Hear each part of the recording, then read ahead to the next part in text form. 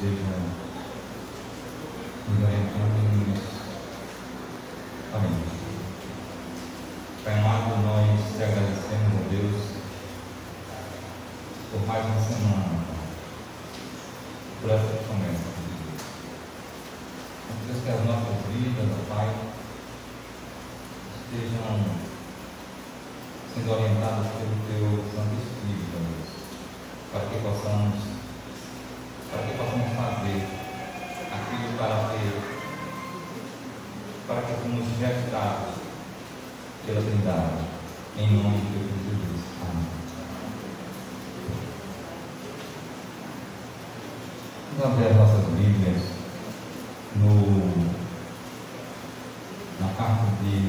na primeira carta de Timóteo, 4, 11 e 12.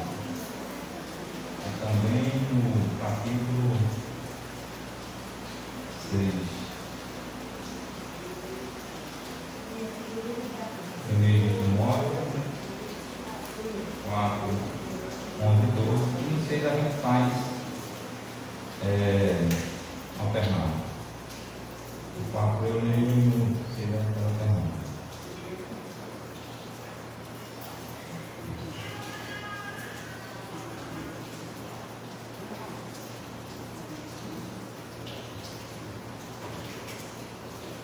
Ordena e ensina estas coisas. Ninguém despreze a tua mocidade, pelo contrário, torna-te padrão dos fiéis, na palavra, no procedimento, no amor, na fé, na pureza. Agora no capítulo 6 do 11 ao 16. Eu começo os irmãos. Vamos seguir. Tu, porém, ó homem de Deus, foge destas coisas. Antes segue a justiça, a piedade, a fé, o amor, a constância, a mansidão. Combate o combate da fé, com a posse da vida eterna, para a qual também fomos chamados, e privilégio a tua confissão perante Jesus.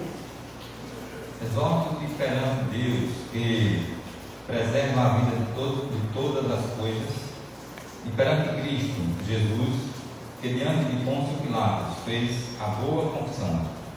Declares o mandato imaculado, irrepreensível, até a manifestação do nosso Senhor Jesus Cristo, A qual em suas épocas determinadas há de ser revelada pelo bendito e único soberano, o Rei dos Reis e Senhor dos Senhores. o único que possui moralidade e habita em luz inacessível, a quem homem algum jamais viu, nem é capaz de ver. A ele honra e poder eterno. Amém. Amém. Agora os cantos, os louvores.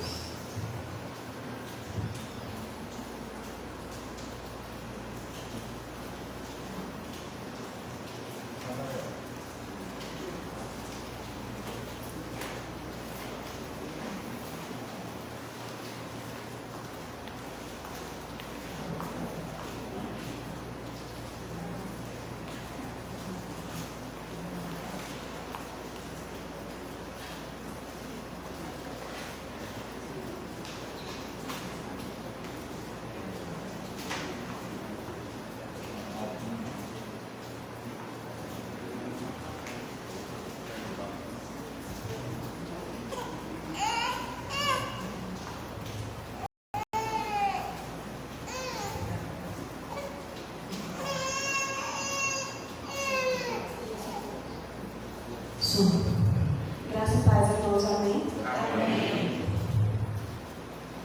Eu vou pedir aos irmãos que se coloquem de pé. O hino que nós vamos cantar é o Getúlio.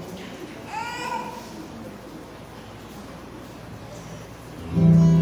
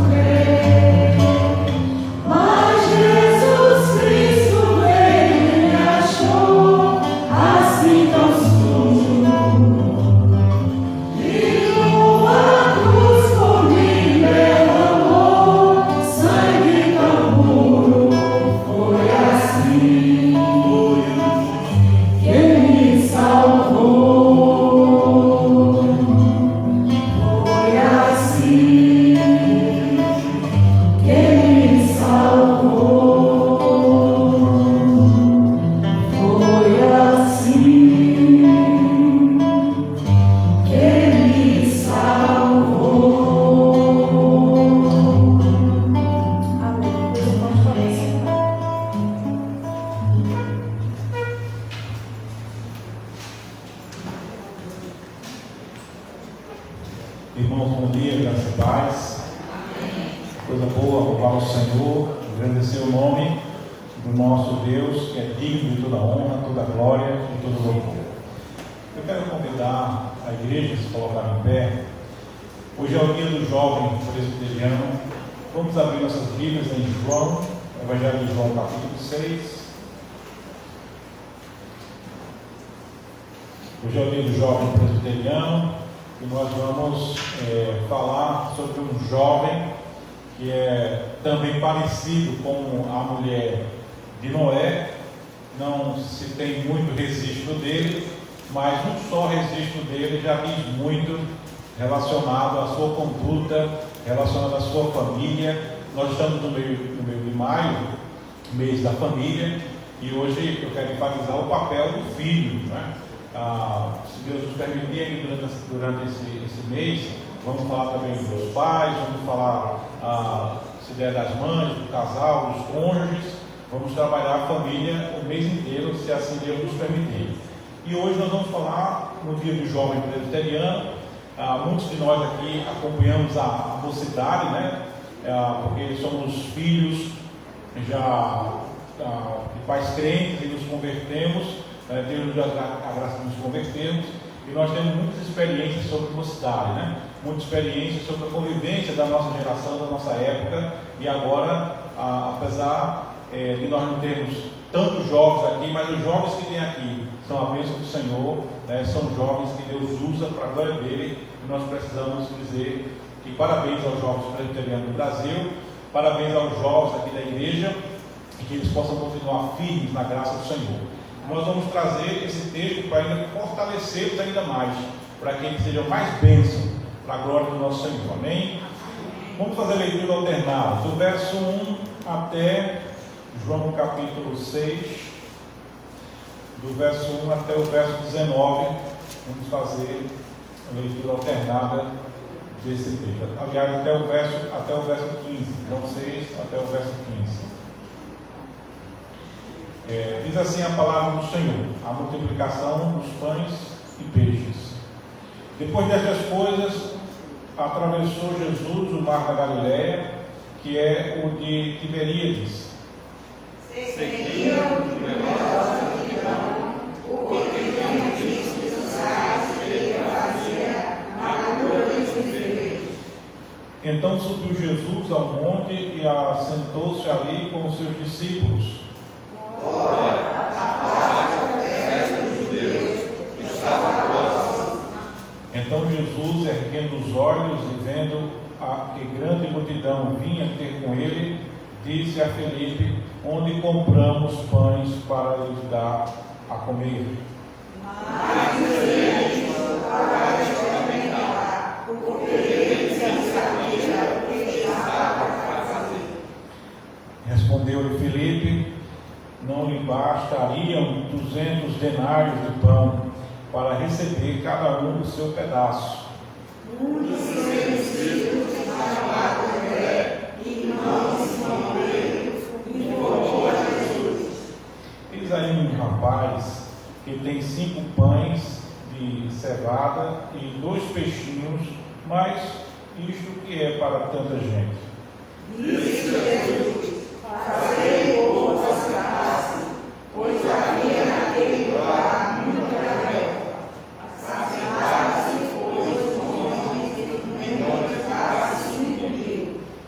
Então Jesus tomou os pães e, tendo dado graças, distribuiu-os entre eles, e também igualmente os peixes, quanto queriam. E quando já estavam fartos, disse Jesus aos seus discípulos: recolhei os pedaços que sobraram, para que nada se perca. Assim, pois, o fizeram e encheram 12 cestos de pedaços dos 5 pães de cevadas que sobraram aos que haviam comido. Vendo, pois, os homens o sinal que Jesus fizera, disseram: este é verdadeiramente o profeta que devia vir ao mundo. Sabendo, pois, Jesus que estava para vir com o intuito de arrebatá-lo para o proclamarem rei, retirou-se novamente sozinho para o monte. Oremos ao Senhor. Santo Deus, maravilhoso Pai, graças te damos, porque o Senhor está conosco, o Senhor nos trouxe até a tua casa para sermos edificados e para nós louvarmos e glorificarmos o teu nome. Fala conosco e abençoa toda a mocidade presbiteriana do Brasil esse dia, e também, Senhor, fortalece os nossos jovens, porque são bênçãos, Senhor, na tua casa. São eles, ó Pai, que têm ministério importante para ser realizado, e a igreja toda, cada faixa etária é importante, mas nós sabemos o quanto o jovem pode fazer muita diferença para a glória do teu nome, e abençoando a igreja, abençoando o teu reino, abençoando a família. Nos usa, nós te pedimos em nome de Jesus. Amém. Poder sentar, irmãos? Uma família com um jovem providente. Uma família com um jovem providente. Esse texto nos relata alguns acontecimentos, e esse texto ele também é registrado pelos outros evangelistas, o Mateus, por Marcos, por Lucas. Mas é interessante porque esse texto, só nesse texto, João, com a sua sensibilidade, ele identifica esse rapaz. Ele identifica esse rapaz como um jovem, que ele é um jovem providente. Então aquele jovem ali estava com os seus pães, com os seus peixes, e aquele jovem, ele cede aqueles pães, aqueles peixes. Então a sua atitude é uma atitude de alguém que é providente. Primeiro porque aquele jovem, em primeiro lugar, poderíamos dizer que aquele jovem, ele deve ter instruído pela sua família. Nós não sabemos se a família dele estava presente ali, mas a verdade é que ali os evangelistas, eles vão contar aproximadamente 5.000 homens, mas, se não me falha a memória, acho que é Mateus, que vai dizer que também tinha mulheres e tinham crianças. Então, já imaginou num cenário de uma multidão, e num cenário onde está ali várias famílias? Então, o texto ele não fala especificamente muito acerca desse jovem, a não ser dessa atitude de ter um coração que compartilha, de ter um coração que está atento às necessidades, e ele se coloca ali para ser bênção. Então, sabemos, irmãos, que isso não parte muitas vezes do jovem em si, mas de uma educação familiar. E é interessante nós observarmos aqui que há um contexto que ele está ali, e nós poderíamos dizer, no lugar certo e no momento certo. Ele está em busca daquele que chegou, agora depois da morte de João Batista, algo que foi duro para a igreja naquela época, foi duro para o Senhor Jesus Cristo, e aí agora o Senhor, ele sabia, ele tinha avisado que os discípulos estavam cansados, ele tinha percebido o cansaço dos discípulos, queria estar com os discípulos, deixar que os discípulos descansassem um pouco, feito o nosso pastor que agora está de férias com sua família. Então, aquele jovem estava acompanhando aquela multidão, e naquela multidão que aquele jovem estava acompanhando, ele estava ouvindo os ensinamentos de Jesus. Ele estava ouvindo os ensinamentos acerca do reino de Deus, mas ele não estava apenas ouvindo e se deleitando na mensagem proferida pelo Senhor Jesus Cristo, que também era um jovem, mas ele também estava vendo os milagres do Senhor. Ele estava vendo a compaixão de Jesus, como acolher os necessitados. Então, aquele cenário todo também era um cenário de educação, um cenário pedagógico para ele. Então, de repente, os discípulos chegam até Jesus, e com uma preocupação legítima, mas só com uma preocupação humana, com a preocupação de ver as coisas, de enxergar as coisas apenas pelo aspecto humano. E nós temos muito isso. Os jovens também têm muito isso. É característico nosso, da humanidade. Mas é necessário, irmãos, que nós possamos sempre entender a palavra do Senhor, seja lá no Velho Testamento, no Novo Testamento, nos dias de hoje, que nós precisamos ver com fé e olhar para aquilo que Jesus pode, e não para aquilo que me limita, não para aquilo que me deixa numa situação onde eu não posso avançar, ou eu pense que não posso avançar. Então, esse jovem, com certeza, tinha uma família, e aí uma família que tem um jovem providente. Com certeza, esse jovem, se os pais estivessem próximos, ia ficar muito feliz por ver a atitude daquele filho. Provavelmente não tenha sido nenhuma atitude forçada para que esse alimento chegasse até as mãos de Jesus. Então, de uma mão de um jovem chega o alimento para que das mãos de Jesus pudessem ser multiplicados e alimentar uma multidão. Então é interessante que os outros evangelistas vão mostrar que Jesus manda sentar de 150 pessoas, mostrando a organização, mostrando toda uma estratégia para alimentar aquelas pessoas, mas veja que no tempo todo, aquele jovem está acompanhando toda aquela situação.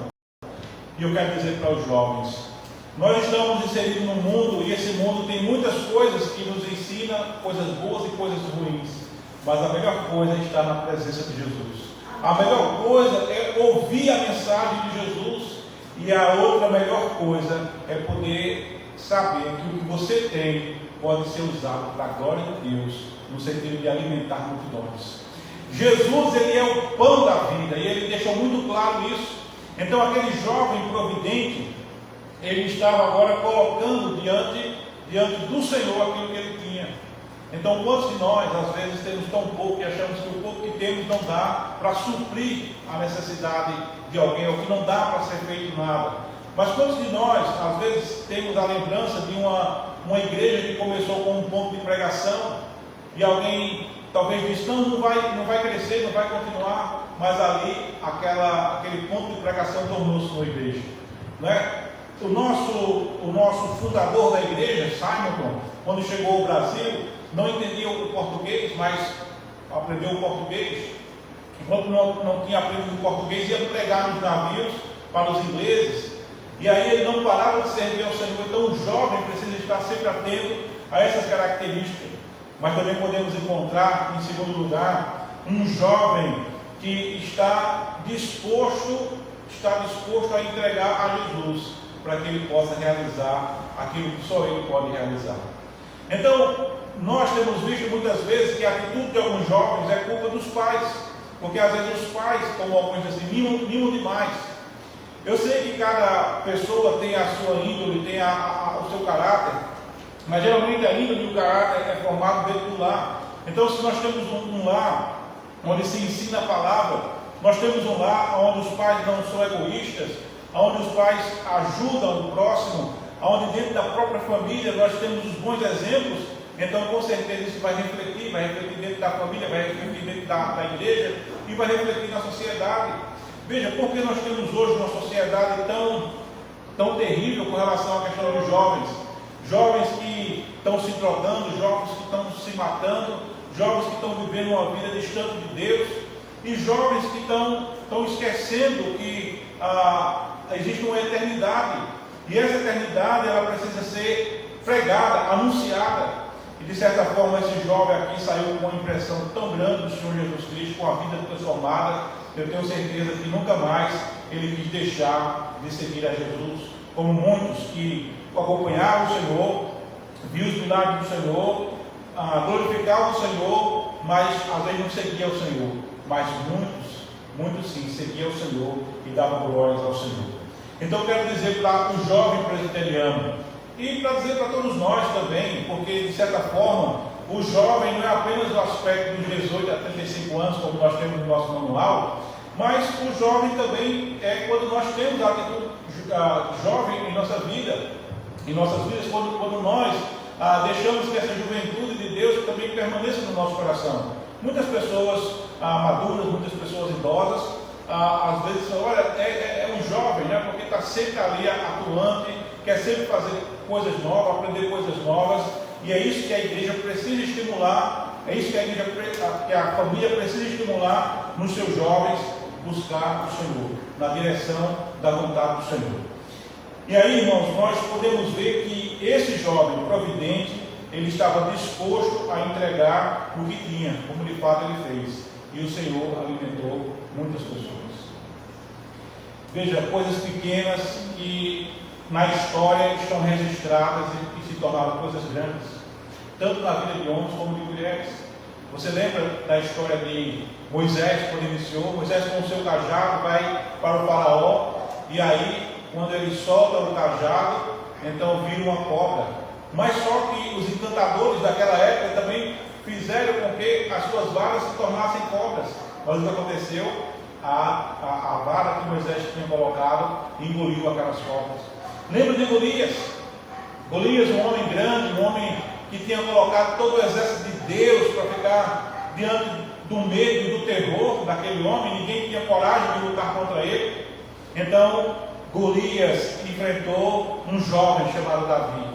E quando viu, se esse daí está afrontando o exército de Deus vivo, o que foi que ele fez? Simplesmente ele partiu para ir para cima do gigante, dizendo que você não afrontaria. Ele não tinha nenhuma armadura, ele não tinha tentado colocar a armadura nele, ele disse que não queria, não se adaptava àquilo, mas somente com algumas pedras que ele pegou lá no riacho, e com uma só ele acertou Golias e derrubou Golias. Podemos pensar também em muitas outras pessoas, como por exemplo Maria, mãe de Jesus, que como jovem se preparou para ser uma escolhida de Deus, como outras jovens também naquela época, e Deus usou Maria, Deus escolheu Maria para que ela pudesse ser mãe do Salvador. Podemos dizer, irmãos, de muitas outras mulheres na Bíblia, como a Sunamita, que o profeta disse que ela lhe desse de comer, e ela disse que tinha pouca coisa, mas ela obedeceu e deu aquela pouca coisa que ela tinha, aquele pouco alimento, e nunca mais faltou alimento para ela. Então, jovens, aqui nós percebemos esse jovem, que nós não sabemos o nome dele, nós não sabemos a identificação da família dele, diferente do Velho Testamento, quando dizia ali o nome do pai, o nome da mãe, o nome do avô e todo o registro. Aqui não tem um registro dele, mas tem um registro de uma atitude, e que essa atitude ela é muito abrangente, no sentido de mostrar para o jovem que pouca coisa que você tem. Tem um violão que está ali com as cordas que não estão tão boas, mas se você começar a louvar o Senhor, isso pode modificar. Você tem o que nas mãos para colocar nas mãos de Jesus? Para fazer uma parceria não só com as suas mãos, construindo Babel, porque muitos jovens infelizmente estão construindo Babel, estão construindo as coisas de si para si, achando que o fato de ser doutor, de ser uma grande pessoa na sociedade, isso significa muito diante de Deus. Claro, todos nós devemos buscar nossos papéis, as nossas vocações seculares, isso não está errado, mas isso se torna errado quando nós achamos que devemos construir como Babel.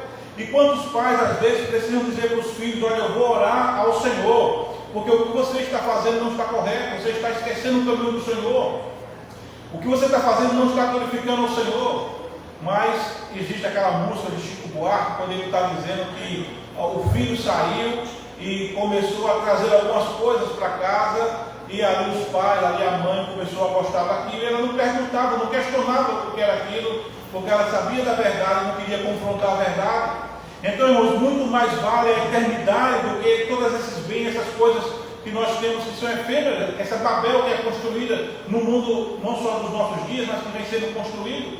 Então, os jovens precisam do apoio de toda a família, do apoio de toda a igreja, e precisam também, a cada dia, aprender que Jesus é a fonte que faz com que o nosso ministério produza para a glória dele, para alimentar aqueles que estão famintos. Vejam a multidão faminta. Hoje em dia existe também uma multidão faminta, sempre vai existir uma multidão famintas, mas quando nós temos jovens presbiterianos do Brasil, que aprendem dentro da família, que aprendem na igreja, que são transformados pelo Senhor, que estão sempre dispostos a dar o que têm, a dar a sua vida, a dar os seus bens, seus valores, seus dons, seus talentos, que tudo é de Deus. Como o diácono Ney, acho que foi o primeiro domingo que estava aqui, ele citou aquele texto lá do Velho Testamento de Crônicas, que das mãos do Senhor nós damos, nós recebemos do Senhor e nós oferecemos ao Senhor, e o Senhor multiplica. E que o Senhor continue multiplicando na vida de cada jovem, cada família, para a glória do Senhor, para que esse pão não seja apenas um pão que mata a fome, mas um pão que mata a fome espiritual, um pão que alimenta e sacia no sentido de Cristo, que é o pão da vida. E sem esse pão, a nossa fome jamais será cessada. Sem esse pão, jamais nós poderemos fazer algo no sentido da eternidade. Cristo é o pão da vida. E aquele pão e aqueles peixes, aquele alimento, serviu para que o Senhor alimentasse aproximadamente 7 ou 8 mil pessoas que ali precisavam comer. Nas mãos de Jesus, algo que é tão pequeno pode se tornar muito poderoso. Então, jovens, não se esqueçam disso. Se você coloca seu ministério e coloca a sua vida nas mãos de Jesus, vem as tentações, vem as lutas, vem as provas, vem um monte de coisa. Nada é fácil. Não foi fácil para aquele jovem chegar até onde ele chegou. Não foi fácil aquelas famílias chegarem até onde elas chegaram. Mas elas precisavam de Jesus. Elas não precisavam dos sacerdotes. Elas não precisavam daquele mundo religioso daquela época. Elas não precisavam do poder de Roma que estava ali. Não precisavam nada disso. Precisavam de Jesus. E aquele jovem distribui, dá o que tem, para que o Senhor possa com as suas mãos transformar. Que eu e você possamos fazer isso.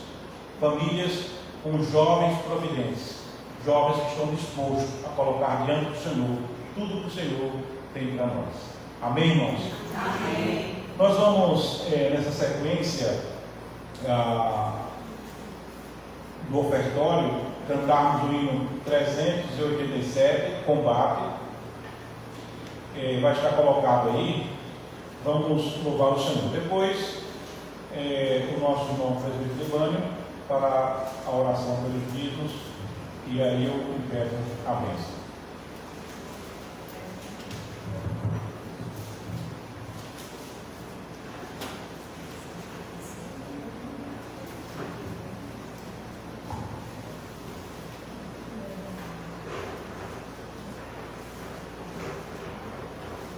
Vamos ficar de pé.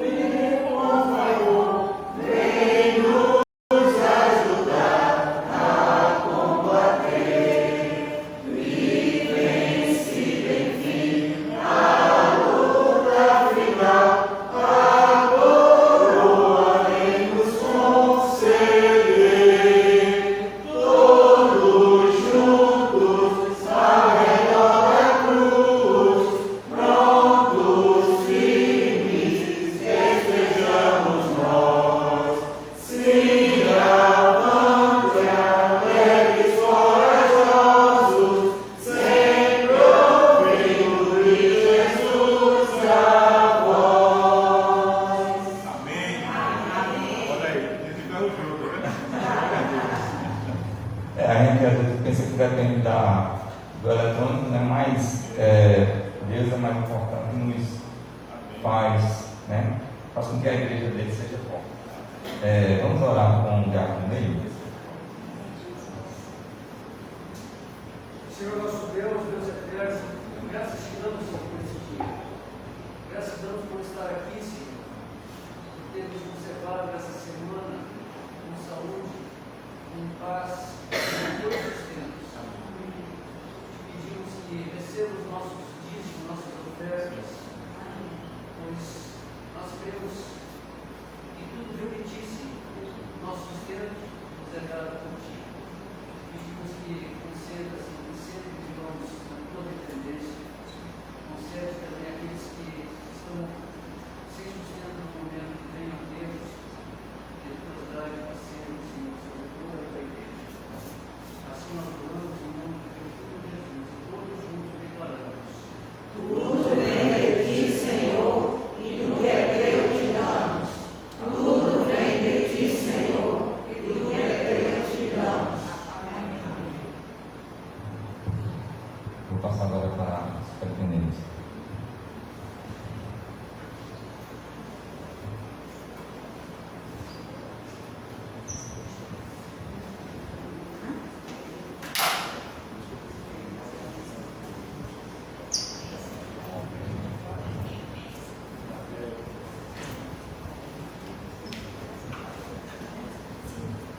igreja pode sentar.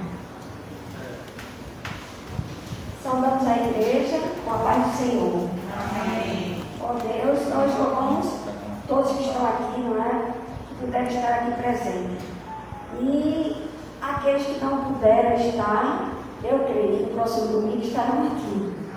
Porque cada um tem que ter a responsabilidade de estar aqui buscando ao Senhor e aprendendo mais da palavra de Deus.